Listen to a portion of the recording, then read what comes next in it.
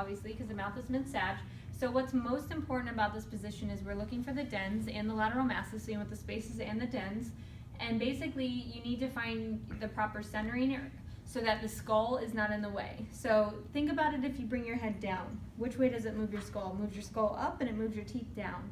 If you go backwards, it moves your skull down and your teeth up. Either way, we don't want the teeth or the skull in the way. So it's really important to get those both out of the way as much as possible. Does that make sense? So we have to position the skull a certain way so that the back of the skull is not in the way and the teeth are not in the way. So what does this say in your notes? Isn't it like the mastoid, or you line it up to the mastoid? Line what up? You guys did all these fun notes. To your mastoid. It's a little more specific. Who else can help? What's it say in your central ray for this position? The lower edge of the upper incisors. Yes. To the tip of the mastoid. There we go. Okay, so that's what we're looking for. So, what you're going to want to do is you want a perpendicular plane with the IR. You want to line up the mastoids and the lower portion of the upper incisors. So what are those? Here, right? Yeah. So, that's where you want to have this patient open the mouth, but I won't do that yet. And then the mastoid, where's that at? Do you feel it on the back behind your ear? The mastoid tip? If you look on here, it's this guy, right here. So that's what you're feeling for, is that bump. So what we want to do is we want to find that bump. My hands are cold.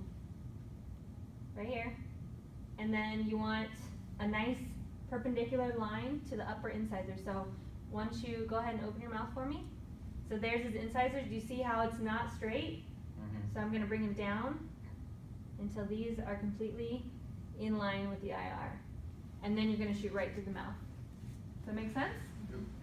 So what you can do is you can actually, because what's going to be awkward about this position is they're going to be opening their mouth and you're going to be like, okay, keep opening it, hold it open. But what you can do is you can find the incisors and then just tell them to drop their jaw so that the incisors don't move, or the incisors, however you want to say it. Or you just you have them open their mouth until you feel comfortable. One thing about doing it upright is you might have a little bit of OID back here because your back is going to hit the IR before your head will. So you don't need to put them back like that because it's going to change the positioning unless it helps with your positioning. So it's more, so you might have a little OID, but that's okay. Just go ahead and drop your jaw, open your mouth wide. You're going to find the top of those incisors right there and make sure that they're, and I like to grab from both sides. And yeah, you're going to tell them that you're going to touch their face a little bit. I mean, if you want a good picture, this one's really hard to get.